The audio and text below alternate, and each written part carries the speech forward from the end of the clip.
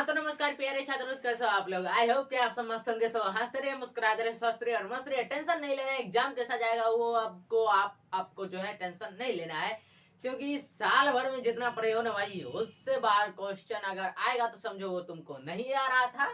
ठीक। और जो बन गया समझो उसमें तुम बहुत आगे थे। ठीक।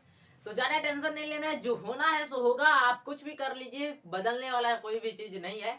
हाँ, अगर शुरू से मेहनत करे होंगे तो सब कुछ बदल जाएगा। ठीक है।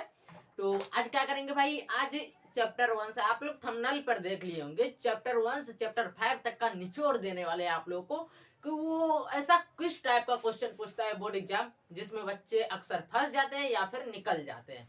ये भाई ऐसा दलदल है ना बोर्ड एग्जाम, फंस गए तो फिर अंदर और निकल गए तो फिर आराम से दौड़िए, ऐस मौज कीजिए क्या। तो चलो भाई, आप लोगों का ज्यादा टाइम नहीं लिया, आप लोग क्लास स्टार्ट कर दे। फटाफट से आप लोग तैयार हो जाओ, अपने दोस्तों और साथियों को भी शेयर कर दो, क्योंकि आज का सेशन भी बहुत खतरनाक होने वाला है। क्योंकि यहाँ से जो आपको जो है क्या बताए, आज 20 नंबर का क्वेश्चन करने वाले हैं। ठीक। कितना? 20 नंबर का। ये निचोड़ है 20 नंबर का। इसी टाइप के क्वेश्चन आएंगे आपके एग्जाम में। ठीक। चलो भाई स्टार्ट करते हैं आप लोग क्लास। काफी बातचीत हो गई है, अब बातचीत होगी सीधा एग्जाम के बाद। ठीक। तो चलो भाई स्टार्ट करते हैं आप लोग क्लास। ये क्वेश्चन देखो भाई, इस क्वेश्चन में क्या है। इस क्वेश्चन में भाई बड़ा शानदार क्वेश्चन है, लॉस और मोशन निकालने के लिए कह रहा है। और आप लोग ऐसे ऐसे क्वेश्चन कई सॉल्व किए होंगे, फिर आज इसको सॉल्व कर लिया जाए। भाई अब देखो, हमें जो उम्मीद है कि आप लोगों को सभी क्वेश्चन आ रहा होगा, फिर भी रिवीजन कर लिया जाए तो कितनी अच्छी बात रहेगी। ठीक। तो वही रिवीजन के तौर पर यहाँ पर करेंगे, लेकिन वो क्वेश्चन को टच करेंगे जो जो आपके एग्जाम में आएंगे। ठीक। तो चलो भाई ये क्वेश्चन देख लिया जाए। कह रहा है कि अभाज्य गुणनखंड विधि द्वारा 6, 8, 22 का मौसा और लौसक ज्ञात कीजिए। ठीक। तो इसका मौसा और लौसक ज्ञात करना है अभाज्य गुणनखंड विधि द्वारा। तो अभाज्य गुणनखंड क्या होता है, तो 6 का अभाज्य गुणनखंड कीजिए ऐसे, इसको अभाज्य गुणनखंड विधि कहते हैं। जैसे 2 से लगाए 3 हुआ, अब 3 में कितना से लगेगा भाई, 3 से ही तो 1 आ जाएगा। अब 8 वाला में करना है अभाज्य गुणनखंड, तो 8 वाला का अभाज्य गुणनखंड करेंगे तो 2 लगाएंगे 4 आएगा, फिर 2 से लगाएंगे 2 आएगा। फिर क्या करेंगे भाई, फिर हम यहाँ पर करेंगे 2 से भाग, 2 से लगाएंगे तो अब क्या आ जाएगा भाई 1। उसी प्रकार से अब 22 आया, तो 22 का अभाज्य गुणनखंड निकालना है। तो 2 से लगाओगे 11 आ जाएगा, 11 में 11 से लगाओ, 11 में 1 से लगाओगे तो 11 आ जाएगा। ठीक। तो अब क्लियर हो गया होगा, ये अभाज्य गुणनखंड हो गया। अब क्या करना है, यहाँ पर लिख देना है 6 का अभाज्य गुणनखंड। क्या लिखेंगे, 6 का अभाज्य गुणनखंड, गुणनखंड 6 का अभाज्य गुणनखंड इक्वल टू कितना आया है भाई, 2, 3, 1। तो यहाँ पर लिखेंगे 2 गुना 3 गुना 1। ठीक हो गया। उसके बाद लिखेंगे 8 का अभाज्य गुणनखंड, 8 का अभाज्य गुणनखंड, अभाज्य गुणनखंड, गुणनखंड 8 का अभाज्य गुणनखंड क्या आया भाई, 2, 2, 2 और 1। तो लिखेंगे 2 गुना 2 गुना 2 गुना 1। ठीक। यहाँ तक क्लियर है। इसके बाद लिखेंगे भाई 22 का अभाज्य गुणनखंड। क्या, 22 का अभाज्य गुणनखंड, अभाज्य गुणनखंड 22 का अभाज्य गुणनखंड, गुणनखंड 22 का अभाज्य गुणनखंड क्या आया भाई, 2, 11 और 1। तो लिखेंगे 2 गुना 11 गुना 1। अब यहाँ पर एक चीज कॉमन आप देख रहे होंगे कि 2 जो है सभी में आ रहा है। ठीक। और 1 जो है सभी में आ रहा है। ठीक। ये चीज आप कॉमन देखे हैं इसमें। ठीक। तो हम यहाँ पर लिखेंगे भाई मौसा, क्या, मौसा यहाँ पर लिख देते हैं भाई मौसा। और मौसा लिखने के बाद यहाँ कॉस्ट में दे देंगे भाई 6, 8, 22। ठीक। ये चीज दे दिए। और इक्वल टू क्या लिखेंगे भाई, 2, 1, 1, 2 जो है, जो कि तीनों माया है। ठीक। तो यहाँ पर 1, 2 लिखेंगे। ठीक। और 1, 1 है। ठीक। तो गुना 1 लिखो, कितना आ जाएगा भाई 2। ये हमारा मौसा निकल के आ गया आंसर। अब लौसा कैसे निकलेगा वो समझ लो। यहाँ पर लिखेंगे आप भाई लौसा, क्या लिखेंगे, लौसा। तो लौसा किसका किसका, तो 6, 8, 22, इसी का ना लौसा भी निकलेगा भाई, 6, 8 और 22। तो 6, 8 और 22। यहाँ पर भाई क्या हो रहा है, थोड़ा सा लगता है यहाँ पर जो है ना गीलापन है, इसलिए की वजह से जो है नहीं हो पा रहा है। कोई बात नहीं, गीलापन है तो गीलापन साइड, दूसरा इंक पेन यूज कर लेते हैं। हाँ 22, 22 दिख रहा है भाई, 22 इक्वल टू में अब क्या लिखेंगे भाई, एक तो 2 जो है कि तीनों में पाया गया है तो 2 लिख दो। ठीक। गुना 1, 1 है जो कि तीनों में पाया गया है तो 1 लिख दो। फिर गुना देंगे। अब यहाँ पर क्या बचा है भाई, 3, तो 3 दे दो। गुना यहाँ पर क्या बचा है भाई, 2 जो है 2 बार है जो कि बचा हुआ है। ठीक। तो यहाँ पर 2 को 2 बार गुना में लिखना है। ठीक। उसके बाद यहाँ पर क्या बचा है 11, यहाँ पर लिख दो 11 गुना में आगे। यहाँ पर आपको दिख रहा है या फिर नहीं, थोड़ा सा देख लिया जाए, क्या कि हमें लगता है यहाँ पर लाइटिंग होगी। हाँ लाइट तो है भाई, हमको जो डाउट था वो डाउट क्लियर हो गया, यहाँ पर लाइट है। तो एक काम करते हैं, ये वाला जो टॉपिक है इसको हम ऊपर ले आते हैं, ठीक। ये लॉसा वाला जो टॉपिक है इसको ऊपर ले आते हैं ताकि आप लोगों को क्लियर दिखे और स्क्रीनशॉट भी आप लोग क्लियर ले पाए, ठीक। तो इस टॉपिक को हम ऊपर ले आते हैं। यहाँ पर इस बगल में, इधर बगल में हम साइड में लिख देते हैं क्या, तो लॉसा क्या लिखेंगे भाई, लॉसा कितना कितना का है भाई 6, 8 और 22, यही चीज का है। इक्वल टू में क्या लिखेंगे भाई 2 गुना 1, तो पहले से लिखेंगे 2 गुना 1, ठीक। गुना में अब यहाँ पर क्या बचा है, फर्स्ट रो में बचा है 3, तो 3 गुना, सेकंड रो में क्या बचा है भाई 1, 2, मतलब 2 की संख्या 2 बार है, ठीक। 2 की संख्या कितनी है 2 है, तो यहाँ पर लिखेंगे 2 बार 2 को, 2 गुना 2, ये गुना के बाद यहाँ पर 2 लिखे हैं क्योंकि इधर जगह नहीं है, तो आप आगे लिखते जाना, ठीक। और इसमें क्या है बचा भाई 11, क्योंकि 2 और 1 तो हम लिख चुके हैं पहले ही। इसमें क्या बचा है 11, तो गुना में 11 दो, अब सभी को गुना करो, 2 एकम 2, 2 तिहाई 6, 6 दूना 12, 12 दूना 24, और 24 को 11 से गुना कीजिएगा तो कितना आ जाएगा भाई 24 को 11 से गुना करेंगे तो भाई 24 से कम 24, 24 से कम 24, जोड़ेंगे तो 4, 4 2 6, 264, 264। भाई आप लोग गुना करके देख लो, हमारा तो गुना भाई सही है क्योंकि हमें पता है कि हम गुना सही किए हैं, ठीक। आप भी खुद गुना करके मन है तो देख लो, नहीं हमारे पर भरोसा है तो लिख लो। यहाँ पर क्या आ गया भाई 264, ये आ गया आंसर। लौसा भी निकल गया, मौसा भी निकल गया। हमें क्वेश्चन में क्या निकलने के लिए कह रहा था भाई मौसा, ठीक, और लौसा। मौसा भी निकल गया भाई, लौसा भी निकल गया। अब आपको किसी को किसी में डाउट है तो आप लोगों को जो है इसमें कोई भी दिक्कत नहीं होगी, मुझे जो उम्मीद है, ठीक। और रही बात क्वेश्चन की, तो क्वेश्चन करेंगे नेक्स्ट वाला, तो पहले आप इसका स्क्रीनशॉट ले सकते हैं, ठीक। और हम तो साइड हो गए भाई, आप लोग स्क्रीनशॉट ले लो, मुझे उम्मीद है आप लोग इसका स्क्रीनशॉट ले चुके होंगे। तो चलो भाई नेक्स्ट क्वेश्चन को देखते हैं, नेक्स्ट क्वेश्चन क्या है, ठीक। ये क्वेश्चन देखो भाई, इस क्वेश्चन में क्या है, बहुपद 4x² - 3 के शून्य ज्ञात करें। बड़ा ही शानदार क्वेश्चन है और कई बच्चे जो है इसमें फंस जाते हैं और कई बच्चे निकल जाते हैं। तो ये क्वेश्चन को देखा जाए, ठीक। इस क्वेश्चन में भाई 4x² - 3 के शून्य निकालने के लिए कह रहा है, हमको ज्यादा टाइम नहीं लेना है, 4x² - 3 लिख देना है। शून्य के निकालने के लिए कहेगा किसी बहुपद का, तो आप उसके आगे 0 लगा दीजिएगा, लेकिन बराबर दे करके 0 लगाइएगा, ठीक। डायरेक्ट 0 नहीं लगा देना है, अगर आप डायरेक्ट 0 लगा देते यहाँ पर तो क्या हो जाता है 4x² - 30। लेकिन यहाँ पर क्या करना है, बराबर दे करके 0 लिखना है ताकि आपको पता चल सके कि आप शून्य निकाल रहे हो, ठीक। और जब आप शून्य निकालने के लिए जाए तो आप यहाँ पर जो है 4x² का 4x² रहने दीजिएगा, लेकिन ये -3 को उठा करके इधर फेंकिएगा तो +3 हो जाएगा, और प्लस छुप जाता है, कई बार बताया है, ठीक। तो यहाँ पर अब जो है 4x² = 3 आ गया, तो हम यहाँ पर क्या करेंगे भाई x² = हमको आ जाएगा भाई, क्या आ जाएगा भाई, बराबर से बता दो 3/4, ठीक। क्या गया 3/4। लेकिन हमें एक चीज यहाँ जो है काम करना है, वो क्या करना है, तो हमें x का शून्य मतलब शून्य का निकालना है, तो इसका मूल निकालना है, तो हमें x के बराबर में लाना है, ठीक। और चूंकि द्विघात बहुपद है इसमें कितने शून्य होंगे भाई 2 शून्य होंगे, कितने होंगे 2, ठीक।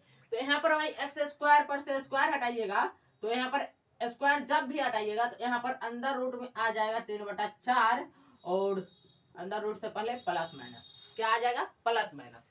और जब आप इसको सोल्यूशन करेंगे तो आपको निकल के आएगा +√3/2, 4 का वर्गमूल 2 और कोमा -√3/2, ये आपको जो है शून्य के निकल के आ जाएगा, और यहाँ पर आप लिख दीजिएगा आंसर।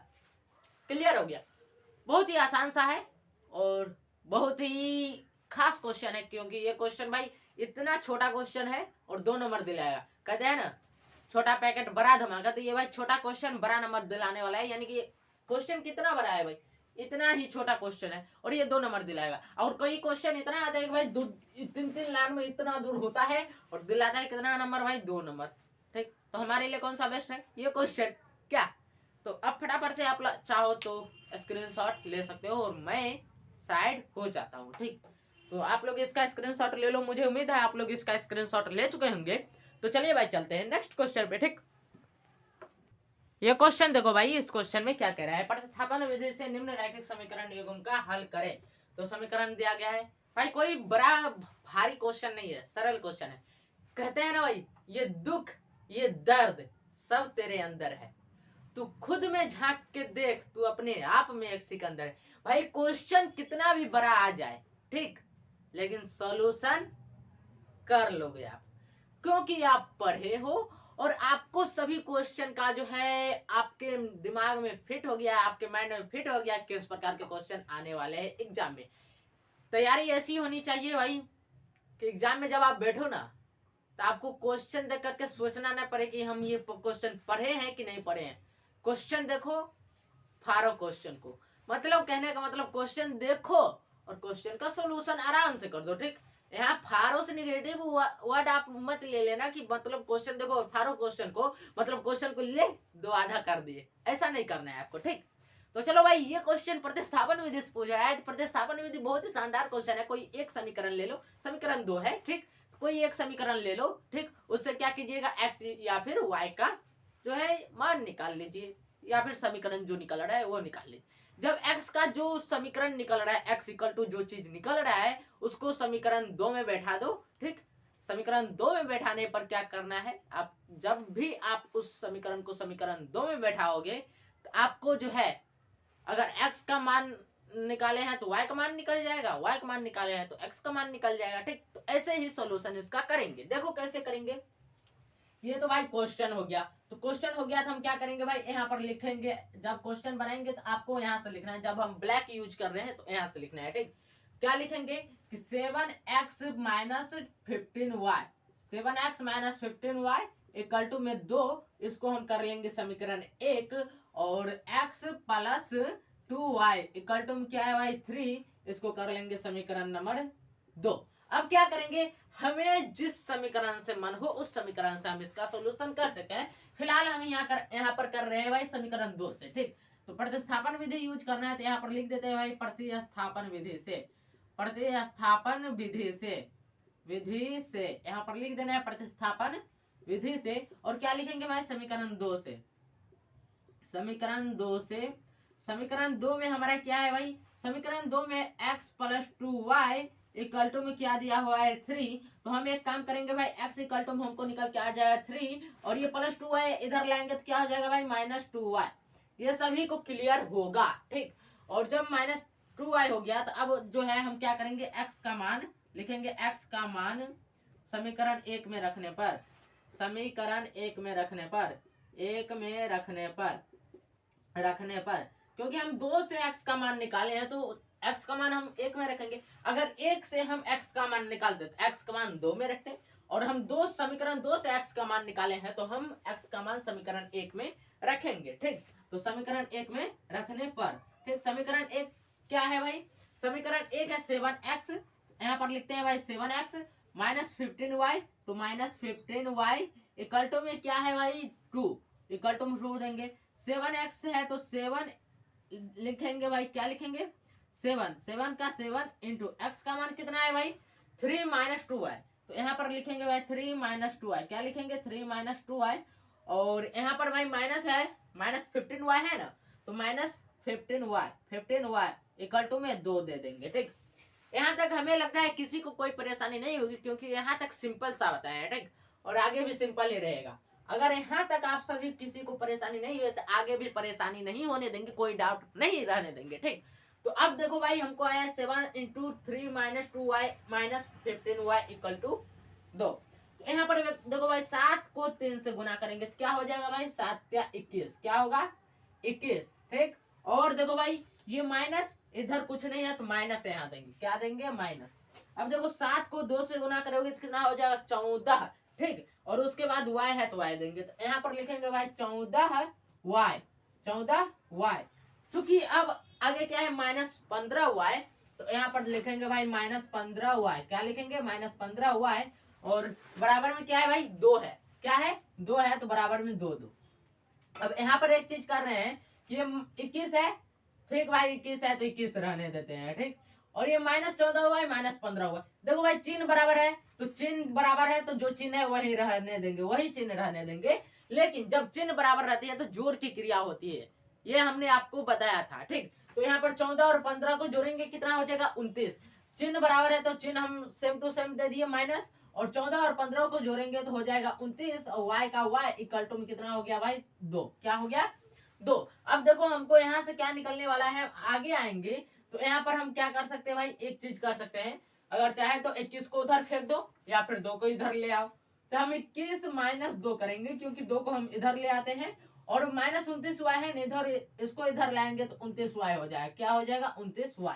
ठीक, अब 21 में 2 घटाएंगे तो कितना होगा भाई 19 होगा। क्या होगा 19। तो यहाँ पर लिखेंगे भाई 19, और बराबर में हमको क्या आ जाएगा भाई 29y। अब y इसीलिए हम देखो यहाँ पर 19 का 19 रहने देंगे। ठीक, और ये 29 इधर आएगा, अब तो बटा में 29 हो जाएगा, क्योंकि यहाँ मल्टीप्लाई में है। ठीक, बराबर में हुआ है, और इसी को अगर हम पलट दे, इसी को पलट दे भाई 19 बटा 29 आया, कितना आया 19 बटा 29 इक्वल टू में हुआ है।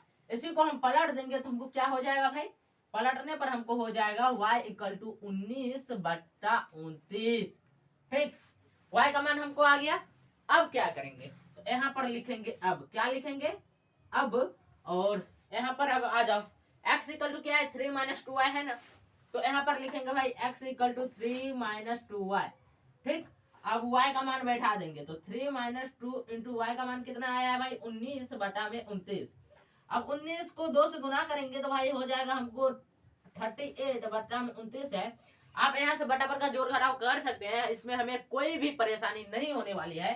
तो यहाँ पर आएंगे तो बटा पर का घटाव करेंगे तो यहाँ पर लघुत्तम 29 हो जाएगा। 29 को 3 से गुना करेंगे तो यहाँ पर लिखेंगे। ठीक, तो 9 तिया 27 2, और कितना हो जाएगा भाई 9 तिया 27, यहाँ पर 2 बचेगा, और 2 2 तिहाई 6 6 2 8 87, यहाँ पर क्या हुआ 87 माइनस 38 इक्वल टू में, अब 87 में 38 घटाएंगे तो कितना आएगा, ये भाई पूरा का पूरा x का मान निकल रहा है। ठीक, तो यहाँ पर अब 87 में 38 घटाए, आप देखो बराबर के नीचे आप बराबर देना, क्योंकि हमारे पास तो भाई नीचे जगह नहीं है तो हम आगे लेकर गए हैं। ठीक, तो अब 87 में 38 घटाएंगे तो कितना आ जाएगा भाई, यहाँ पर हो जाएगा 9, और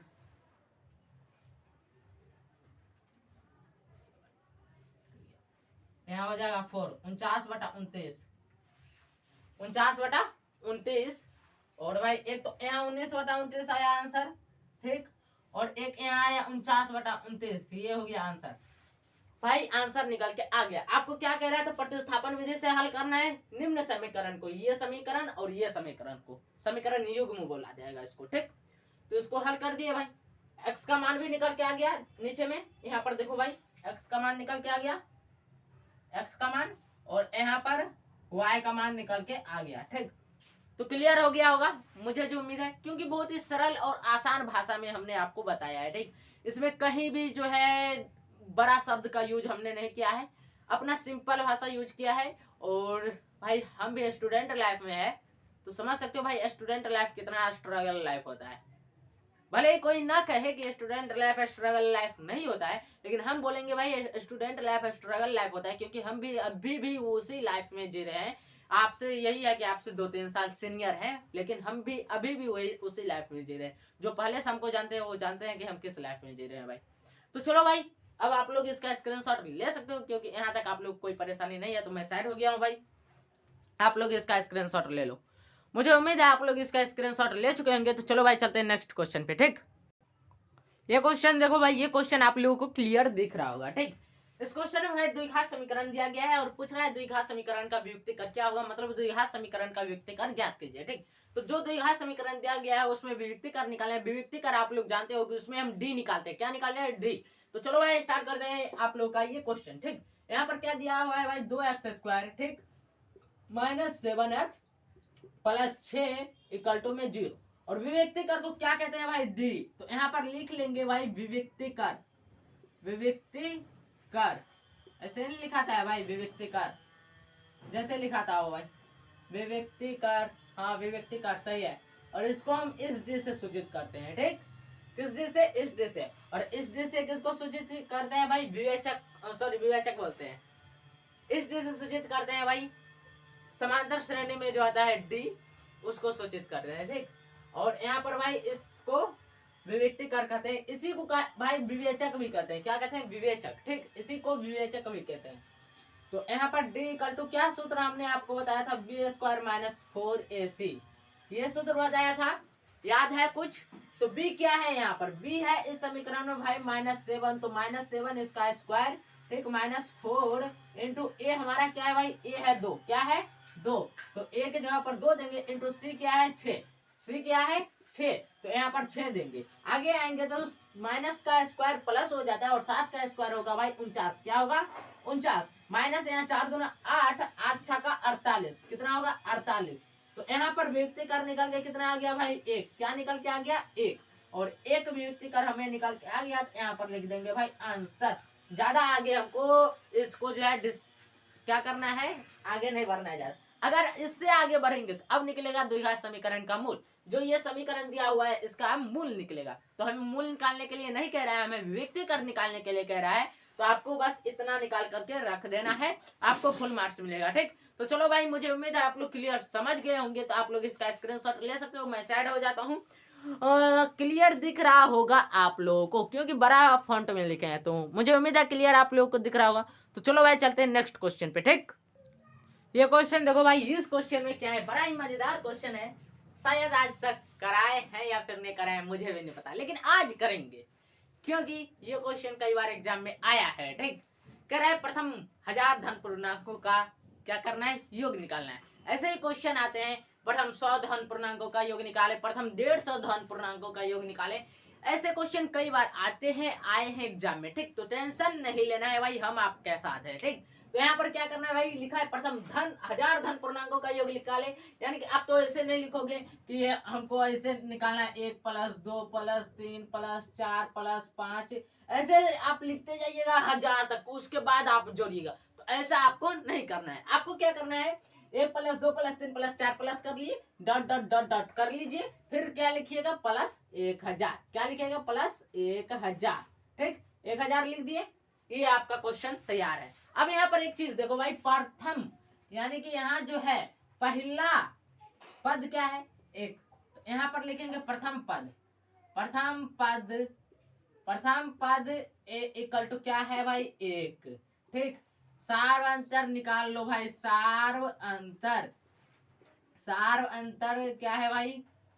सार्व अंतर की जरूरत हमें शायद लगता है कि नहीं है, सार्व अंतर की जरूरत नहीं है, क्योंकि यहाँ पर जो ट्रिक लगाने वाले हैं ना भाई, बहुत ही शानदार ट्रिक है। और ये ट्रिक भाई हर एग्जाम में लगाना पड़ेगा। अगर ऐसा क्वेश्चन आएगा तो आपको सार्वंतर नहीं निकालना है, सार्वंतर का छोड़ो, हमको सार्वंतर नहीं निकालना है। लगातार न कह रहा है भाई, प्रथम इतना धन पूर्णांकों का योग निकालिए, तो लगातार हो गया। तो हमको जो है, हमें जो है इसमें क्या करना है? सार्वंतर नहीं निकालना है, क्योंकि एपी में है ही।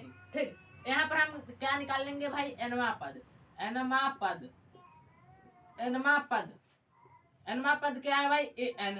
ठीक, एन को ही हम लिखते हैं भाई एल, क्या लिखते हैं? एल। ठीक, एन को एल से सूचित किया जाता है। और एनवा पद हमारा क्या है भाई? 1000, 1000। ठीक, 1000 हो गया। और पदों की संख्या कितनी है? यहाँ पर लिखेंगे भाई पदों की संख्या, पदों की संख्या, की संख्या, पदों की संख्या कितनी है भाई? फटाफट से बता दो। 1000, क्योंकि 1 2 3 4 5 6 7 8 9 10 11 12 डॉट डॉट डॉट डॉट 1000 तक गया है। ठीक, तो यहाँ पर भाई पदों की संख्या 1000 है। अब आपको क्या निकालना है भाई? इतने पदों का योग निकालना है भाई। कैसे निकालेंगे? बड़ा ही आसान सूत्र है, एसन वाला। ख्याल आ गया? एसन का एक सूत्र हमने आप लोगों को पढ़ाया था कि जब ऐसा क्वेश्चन आएगा, उस टाइम सूत्र बता दिया था। तो सूत्र ये था कि n/2 × a + l। सूत्र याद आया या फिर नहीं आया? फटाफट से बता दो। ये सूत्र हमने बताया था या फिर नहीं बताया था? हमने बताया था, आपने नहीं देखा तो हम क्या करें भाई? तो ये सूत्र हमने बताया था। तो ये सूत्र में हमने आपको बताया था कि जब आपको एनवा पद दिया रहेगा, ठीक, तब आपको क्या करना है? ये सूत्र इस सूत्र पर ज्ञात करना है। ठीक, तो यहाँ पर भाई पदों की संख्या n हमको कितना दिया हुआ है भाई? 1000, तो यहाँ पर 1000 दे देंगे बटा में 2। ठीक, और इंटू 1, ए हमारा क्या है भाई? 1 है, ए क्या है? 1 है, तो 1 दे दो। ठीक, प्लस एल हमारा क्या है? एल हमारा 1000 है, तो यहाँ पर 1000 दे दो। क्या देंगे भाई? 1000। ठीक, कॉस्ट 1 यहाँ पर कैंसिल आउट करोगे तो यहाँ पर क्या हो जाएगा भाई? 500। क्या हो जाएगा? 500। तो यहाँ पर लिखेंगे भाई 500 गुना 1000 में 1 जोड़ेंगे तो क्या हो जाएगा भाई 1001। क्या हो जाएगा 1001। ये चीज हो गया। अब आपको क्या करना है भाई 500 को 1001 से गुना कीजिए तो कितना आ रहा है भाई। हम तो गुना इधर कर लेते हैं कितना आ रहा है। 500 को 1001 से गुना करना है। 1001 से गुना करना है 500 को। ऊपर में 500 दे दे भाई, दे देते हैं। 500 को 1 से गुना करेंगे तो भाई 500 होगा। चलो ठीक है। अब 500 को 0 से गुना करेंगे तो भाई 0 होगा। फिर 500 को 0 से गुना करेंगे तो भाई 0 होगा। फिर 500 को 1 से गुना करेंगे तो कितना होगा भाई 500 होगा। ठीक, अब जोड़ते हैं इसको 005 कितना आया भाई 500 कितना आया 500। अब इसको इकाई दाएं में करोगे तो इधर 500 1000 10,000 लाख 5,05,100 कितना आया 5,05,100। यहाँ पर लिख दो आंसर, यहाँ पर लिख दो आंसर। और ये भाई क्वेश्चन बड़ा ही मजेदार क्वेश्चन था। अब आपसे कोई पूछेगा कि लगातार 1000 तक के संख्याओं का योग कितना होता है, आप लोग फटाक से बता दोगे 500 क्या 5,05,100 क्या 5,05,100। तो आप लोग बता सकते हो ऐसा क्वेश्चन आएगा तो फटाफट से बताओ। अब तो आपके मुंह पर आ गया भाई इस क्वेश्चन का आंसर। अगर आपसे कोई पूछेगा कि भैया चलो मान लिए तुम बहुत मैथ में तेज हो, ठीक, तो एक बात बताओ कि अगर 1 से लेकर के हम 1000 तक के संख्या को जोड़ेंगे तो कितना आएगा। तो आप फटाक से आंख बंद करके बोलिएगा क्या जो 5,05,100। तो क्या बोलोगे 5,05,100। तो मुझे उम्मीद है आप लोग क्लियर समझ गए होंगे। तो अब आप लोग इसका स्क्रीनशॉट ले सकते हो। भाई मैं साइड हो जाता हूँ, आप लोग फटाफट से इसका स्क्रीनशॉट ले लो। भाई मुझे उम्मीद है आप लोग इसका स्क्रीनशॉट ले चुके होंगे। तो कृपया करके हम सामने आ जाते हैं। भाई देखो आप लोगों का टाइम मैनेजमेंट करना अब आप लोगों के हाथ में है, ठीक, क्योंकि बहुत ही कम समय बचा है तो हमने सोचा कम टाइम का क्लास लिया जाए और आप लोग जो है अपने रिवीजन पर फोकस किया करें। ठीक, आप लोग के पास अब जितना समय बचा है इसमें आप जो पढ़े हो ना उसका रिवीजन करो, रगड़ के रिवीजन करो। नया कोई बात नहीं पढ़ना है, नया कोई भी बात आपको नहीं पढ़ना है। जो पढ़े हो उसका रगड़ के रिवीजन करो। बार बार उस क्वेश्चन को सॉल्व करो जो आप पिछले दिनों पढ़े हो, पिछले 11-12 महीना से जो पढ़े हो उसको आप बार बार रिवीजन करो ताकि आपको जो है माइंड में याद रहे, दिमाग में याद रहे, दिमाग में वो चीज रहे। ठीक, फिर आप एग्जाम में अच्छा कर पाओगे। नहीं तो भाई नया चीज जानने के चक्कर में ना आप ना पुराना चीज भूल जाओगे जो कि पहले जान चुके हो। और पुराना चीज जब भूल जाओगे, अगर वही क्वेश्चन आपके एग्जाम में आ जाएगा आप वहां पर नहीं बना पाओगे और फिर आप आओगे घर रूम पे या फिर घर पे, तो आप देखोगे पुराना चीज में जो हमने पढ़ा था या फिर किसी टीचर ने आपको पढ़ाया था या फिर हमने पढ़ाया था, तो वो चीज अगर आपको एग्जाम में आ गया पुराना वाला तो आप उस टाइम बहुत पछताओगे। क्योंकि आपको तब बहुत पछताना पड़ेगा क्योंकि आप सोचेंगे काश ये चीज हम रिवीजन करके जाते तो भूल नहीं पाते, या फिर आपको थोड़ा मोड़ा याद भी रहता तो आप आधा लिख करके आ जाते। तो ऐसा चीज ना हो इसलिए आपको क्लियर बता दे रहे हैं कि अब आपको कोई नया चीज नहीं पढ़ना है, कोई भी नया चीज नहीं पढ़ना है। अब आपको सिर्फ और सिर्फ अपने गोल पर फोकस करना है। बस आपको रिवीजन करना है, जो पढ़े हो ना पिछले दिनों से उसका रिवीजन कर लो। और हम भी वही कर रहे हैं भाई, आप लोग के लिए रिवीजन क्लास एक तरह से ला रहे हैं। ये सब बातें क्या हमने पहले नहीं पढ़ाया, ये सब बातें हमने आपको पहले पढ़ा दिया है, लेकिन अब इसको क्या कर रहे हैं रिवीजन कर रहे हैं, रिकॉल कर रहे हैं ताकि आपके दिमाग में ये सब याद रहे और आप लोग एग्जाम में बेहतर से बेहतर कर पाए। ठीक, और ये सब ऐसा ऐसा क्वेश्चन है ना भाई कराए भी है और ये सब क्वेश्चन आपके एग्जाम में आएगा अभी। ठीक, तो मुझे उम्मीद है आप लोग क्लियर समझ गए होंगे। तो चलिए प्यारे साथियों मिलते हैं नेक्स्ट क्लास में, तब तक के लिए हंसते रहिए, मुस्कुराते रहिए, स्वस्थ रहिए और मस्त रहिए। जय हिंद, जय भारत।